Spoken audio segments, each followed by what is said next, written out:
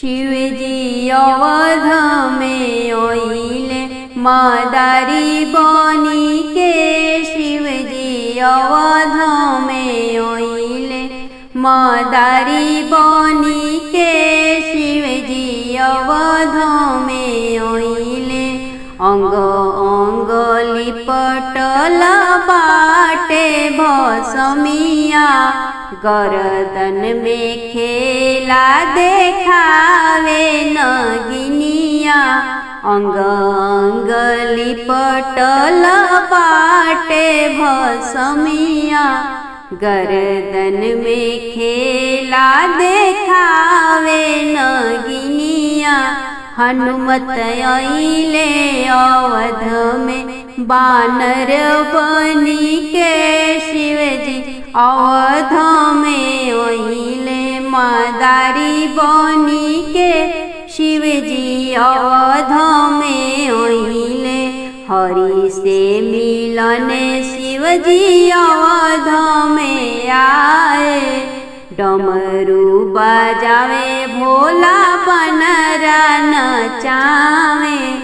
हरि से मिलने महादेव अवध में आए डमरू बजावे हो बनरा नचावे। हनुमत की पौआ पायल गजब छन के। शिवजी अवध में ओइले मदारी बनी के। शिवजी अवध में ओइले जुटी गइले अवध के सब नर नारी। दशरथ दुअरिया पे आइल बा मदारी। जुटी गइले अवध के सब नर नारी। दशरथ दुअरिया पे आइल बा मदारी। जटवा से गंगा गजब छलके। शिवजी अवध में अइले मदारी बनी के। शिवजी अवध में अइले डमरू के तान जब सुनले रघुराई। दुअरा आई खाड़ भइले भरत चारो भाई। डमरू के तान जब सुनले रघुराई। दुअरा आई के खाड़ भइले भरत चारो भाई। शिव के आश पूरल हरि दर्शन के।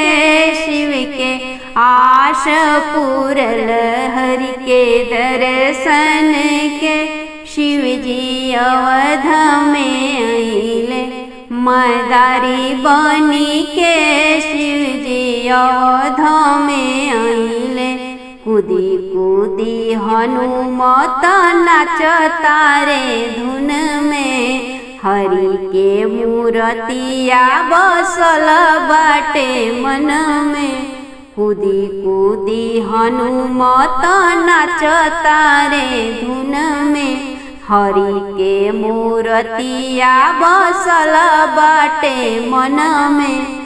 गगनवा से अमृत के बूंद बरी से।